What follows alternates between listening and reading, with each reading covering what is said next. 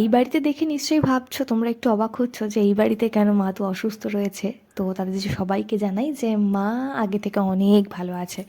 মা রোজ হেঁটে হেঁটে আসে, দেখা করে, আবার যায়, কারণ ডাক্তার হাঁটতে বলেছে, জল খেতে বলেছে, বেশি করে সবজি খেতে বলেছে, ফিট থাকতে বলেছে মোস্টলি, সেজন্য। আর এই বাড়িতেও আমার শাশুড়ি মা খুব অসুস্থ, সেজন্য তাকেও দেখার জন্য একটুখানি চলে এসেছি, কিছুদিন ওখানে কিছুদিন এখানে, এরকম। তো এখানে আসার পর সেরকম কোনো ডেলি রুটিন তোমাদের সাথে দেখাইনি, আর এখানে থাকিই বা কদিন, তাই ভাবলাম আজকে একটু শেয়ার করি। তো সকালে এখানে এসে যে চাদরটা থাকে সেটার উপর তো শোয়াটা ঠিক নয়, তাই সব শিটগুলো চেঞ্জ করে দিলাম। আর বেডশিট চেঞ্জ করে ঘরটার একটু ঠিকঠাক মতন ঝাড় দেবো।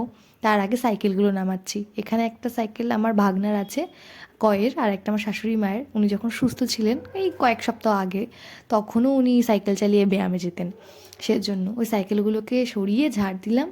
এবার একটু ফ্রেশ হব, ফ্রেশ হয়ে নেক্সট ব্লগে দেখা হচ্ছে।